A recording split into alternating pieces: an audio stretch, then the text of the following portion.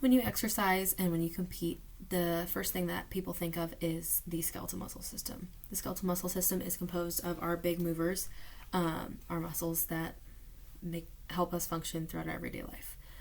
Smoking has a large effect on our muscles.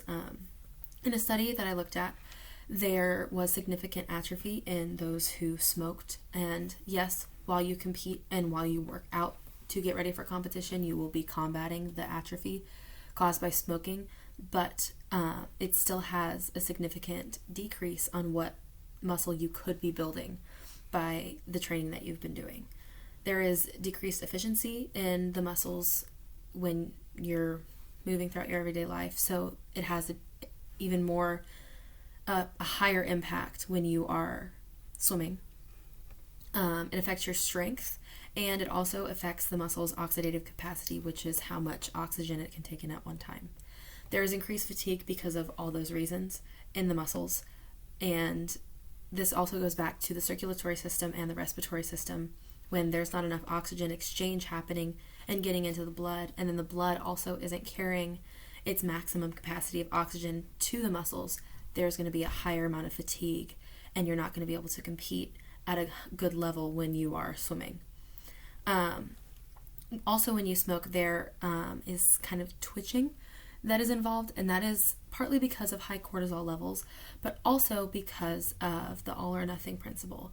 There is not enough, when those receptors are blocked, which I talked about in the nervous system, there is not enough time for the repolarization of all of the neurotransmitters to go back to their original spots, if you will, and to get ready for depolarization of that neuron.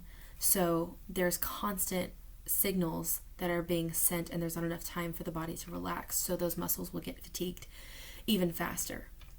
In another study that I looked at, there was a significant amount of differing types of muscle tissue. What I mean by this is, in smokers, they saw a large transition from type 1 slow twitch muscles to fast twitch. And in my intro, I talked about how important it is for swimmers to have slow twitch muscles because we need the endurance in swimming. We have to be able to push through and continue. The fast twitch muscles, they fatigue really fast, and that's not what you need in a competitive sport. You have to be able to continuously move at a high effort.